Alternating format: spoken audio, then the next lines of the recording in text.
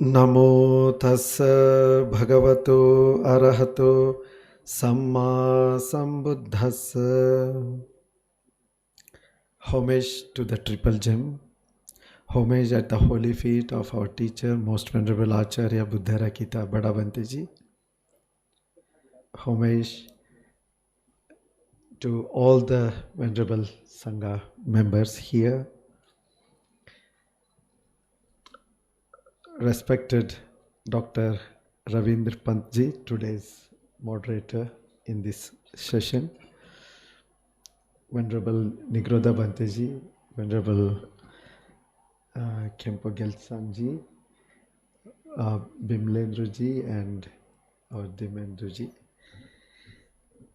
Honorable Vice Chancellor and Registrar and all the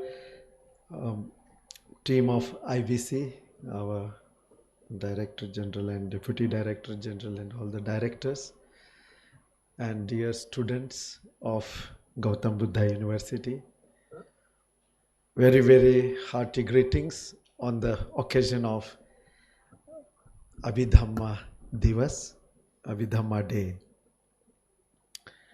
Today, it is a day when our Supreme Buddha has descended after the 7th Vasa, the rainy season, and this shows as mark of deep gratitude towards his mother and all the so many beings who heard the Abhidhamma for 3 months.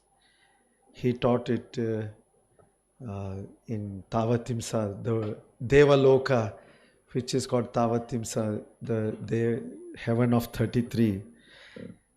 But millions and millions of divine beings came and heard these teachings, and they were transformed. There is nothing like being grateful towards whoever have done good to us. And here is the mother who gave birth. And Lord Buddha, if we see his life after his enlightenment, he went back to Kapilavastu and he taught Dhamma to almost all his family members and transformed and made them into Aryas. This is the greatest gift that anybody can give ever to a family member. It is not that Lord Buddha, Siddhartha Gautama Bodhisattva, he left home and neglected. Even there are some people who say like that. But the thing is, he is the only one who really gave the greatest blessings and happiness to his family, the gift of enlightenment. They became enlightened, some Sotapanna, Sagadagami, Anagami, and Arhants like that. So also this mother was in Devaloka, so he gave this Dhamma. Now, Dhamma and Abhidhamma, though it is not really easy to differentiate, Dhamma, anything that came out of the holy mouth of Supreme Buddha is Dhamma or Abhidhamma, whatever you call it. It is the highest and highest and highest Dhamma. Everything is Abhidhamma. But still, for conventional reasons, we have this Abhidhamma. In one of the suttas in Anguttara Nikaya, Lord Buddha says, the practitioners, he asks the practitioners to study and practice Abhidhamma. But not just Abhidhamma, also Abhivinaya. So he says, Punacha parang bhikkhave bhikkhu dhamma kamo hoti piya samudaharo abhidhamme abhivinaye ularapa majjo. he emphasizes that we should study Abhidhamma, we should know Abhidhamma. So also Abhivinaya, that which takes to higher levels, which takes to um, exalted states. Every word, as I said, it is just a matter of the presentation. In conventional words, we call it Dhamma. In ultimate words, it is Abhidhamma. So, but Lord Buddha said, everybody has to study. It is, normally we say, oh, Abhidhamma is a little difficult to study. But sometimes it is very, very easy. For example, if you want to express, say, what is anger or hatred, you may use 100 words and 100 ways of concepts. But if you go to Abhidhamma, it is so precise and so accurate, so easy. So Abhidhamma, sometimes it can be like very precise, like mathematics, very easy, nothing to confuse about. So Lord Buddha says any practitioner should study and practice Abhidhamma and also Abhivinaya, that is developing in training, higher training. So in Atthakatha's, this Diga Nikaya, Majjhima Nikaya, Anguttara Nikaya, Samyutta Nikaya, Khuddaka Nikaya, they are called Dhamma, and the 7 books of Abhidhamma are called as Abhidhamma. So also in Vinaya, Parajika and Pachitya are called Vinaya, and Mahavagga, Chulavagga and Parivara are called Abhivinaya. So Lord Buddha emphasized this.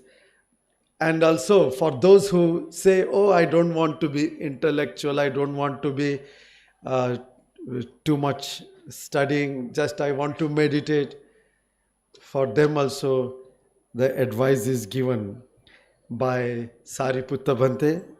In Gulisani Sutta he says, Aranyakena uso bhikkhuna abhidhamme abhivinaye yogo karaniyo.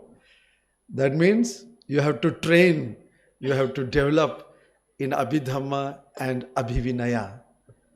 So this is the importance of Abhidhamma. Today, Dr. Panchji told me and invited to this conference, and he told we should bring this Abhidhamma into daily life. So tell something about significance of Abhidhamma in daily life. So when we see this Abhidhamma, which is just statement of truth, every sentence, every word that is explained in the Abhidhamma is just statement of truth, ultimate truth, nothing else. And that is a big solution or big clarity for our day-to-day life. For example, today morning our venerable monks chanted the Matika Dhamma Sangani, Kusala Dhamma, Akusala Dhamma, Abhyakata Dhamma. If we don't know what is wholesome, if we don't know what is unwholesome, then how will we conduct? Knowing, even in family, for example, husband, wife, if they don't know what is wholesome and what is unwholesome, if they don't know that anger is unwholesome, they will keep fighting. If they don't know jealousy is unwholesome, they will keep on producing jealousy. Isn't it? So if it is known, then at least when it arises in the mind, then, oh, this is unwholesome, this is wholesome. Like that, it is, that clarity comes. So in Dhamma Sangani, the first book, all the Dhammas are mentioned. What are wholesome, what are unwholesome, what are neutral, how it is like putting in front of you, uh, if this microphone is opened and put in front of you part by part, everything is visible, what is there inside. Similarly, what is there in our mind, everything is put part by part. So this is a really a great blessing, because we lost the tradition. This knowledge, this rich knowledge, we just stopped studying. We just stopped thinking about. We just did not care. We teach children many other things, but not these fundamental things in the schools, in the school system. So if we want to develop a clear knowledge about what is good and what is unwholesome, because that is where samadhi begins. The right understanding, the right view begins with knowing what is wholesome, what is unwholesome. And from there, we start doing wholesome or unwholesome actions, then results. So big implication in life. Then if we come to the second book of Abhidhamma, that is Vibhanga. Vibhanga means analysis, division. It is, if we see the analysis, it is just definitions.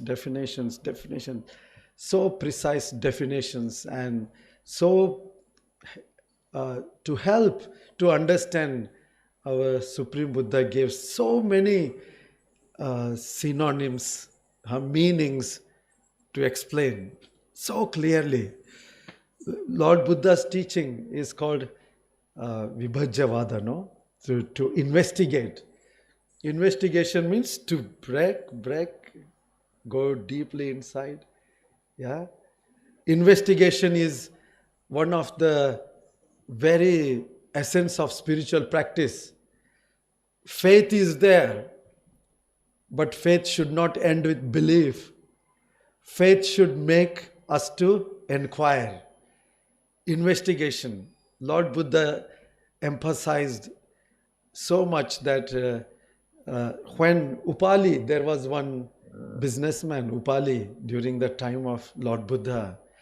And this businessman, he goes to Lord Buddha to make a debate. And when he asks question, Lord Buddha answers, and he was so convinced. But still, to know more, he asked more and more questions. Then at the end, he says, I want to be your follower. But what Lord Buddha says, you know? He says, oh, Upali, don't take decision based on some emotion or quick decision. He says, you investigate. Understand, you are an influential person. There are so many followers. So you should think again. When Lord Buddha gave this freedom, then Upali said, oh Bhagavan, I get even more faith now, because you are giving this freedom, this such broadness, such openness, such chance to investigate everything. So in Abhidhamma, it is nothing but deeper and deeper investigation of truth, ultimate truths, chitta, chetasika. What is our mind? What are the ingredients of our mind? The material world. Today morning, Sitagu Saido mentioned so beautifully about water, with simple example of water, how the four elements he brought in just one bottle of water, he was able to explain. Abhidhamma is simple in a way. Similarly, if we take one chitta, we can say, oh, these are the chetasikas, these are the ingredients. So like that. Then,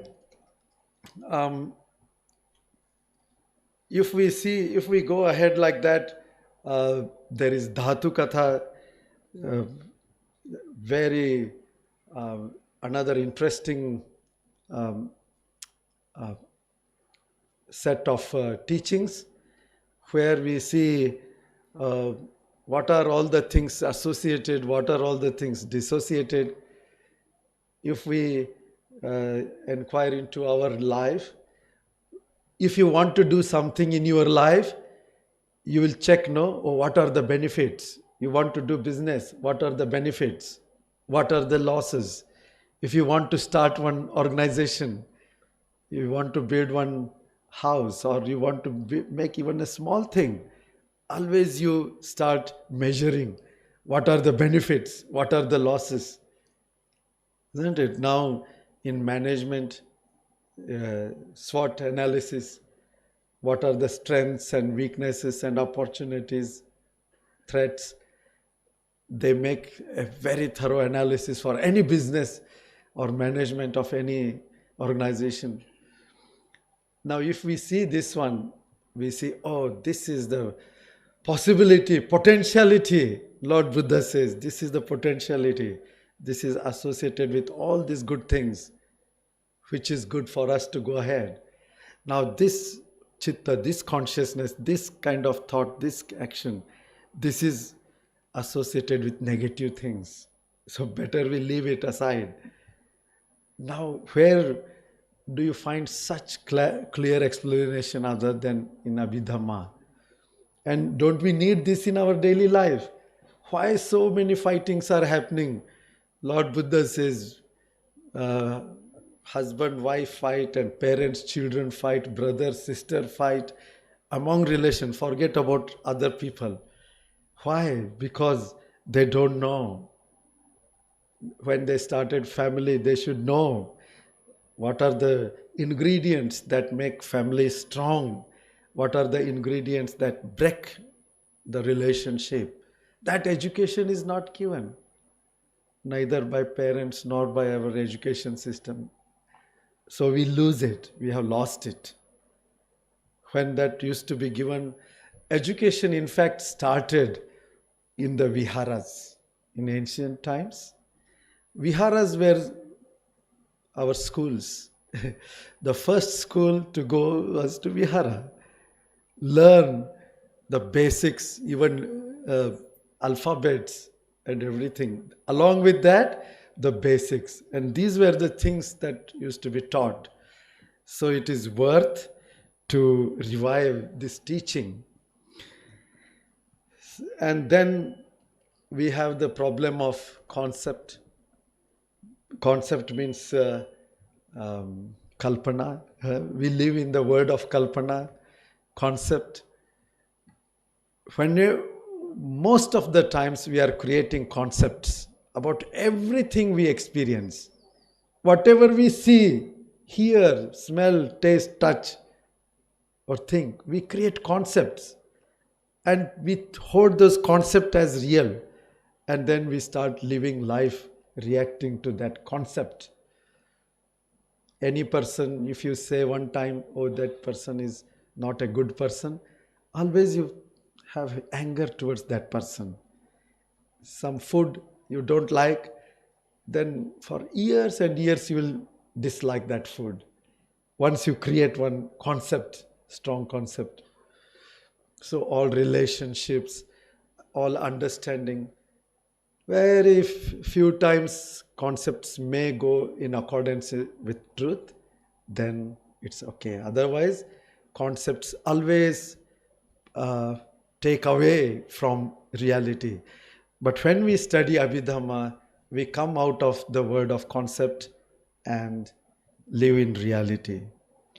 Then there is this Kathavattu, that is another wonderful book of so many questions, so many viewpoints which were answered. Wrong views, what are wrong views and why they are wrong views, that explanation. And then we have Yamaka and Patthana, last two. So these questions and counter questions and converse questions in Yamaka, so pairs and pairs and pairs, they are built up. But they all assimilate, they bring together, they synthesize. So there is division and there is synthesizing. analyzing and synthesizing. Because as our Sayadaw told in the morning, the elements, they are divisions. We can make divisions, but then they are got together as water. So that is also reality. When they are separated, that is also reality. But then when they put together, they make a big word. They make life. So Patana explains the conditionality. So many conditions coming together, and what are all the results happening? What conditions come together? What results happen? So isn't it very important that we know at least, if not all the conditions, at least some conditions, what make our mind polluted, what make our mind happy, suffering, for our own life, not forget about others. So this Patana brings that understanding, and then it takes us beyond all wrong views, the wrong view of permanence, the wrong view of annihilation, all kinds of wrong views. There is a big concept of permanent entity, because these conditions are not perceived properly. On the other extreme, there is a big perception that there is nothing, everything is annihilated, it is finished. No. Causes and conditions come, they create events, and those causes and conditions create another event, another many events. So like that it goes on and on. So now this is Abhidhamma in gist. And if we understand correctly, then we know our mind. What is anger? What is jealousy? What is greed? What is ignorance? Especially ignorance. Abhidhamma removes ignorance. Otherwise, in the garb of knowledge, we are still ignorant. But when we know little Abhidhamma, it helps us to come out of ignorance. That is the greatest gift. So it is needed for daily life, it is needed for family life, it is needed for monastic life, it is needed for developing vipassana. So ultimately, liberation from the lowest to the highest point, it is needed. So I think this gives a small gist of the entire Abhidhamma, and we should promote this Abhidhamma Divas not just once, but in our whole education system. And I congratulate IBC, especially one of the directors, Dr. Panji, for inviting me. Thank you very much. And may this also go into NEP, National Education Policy. These are the things, real life education. So I wish one and all happiness and peace. Thank you very much.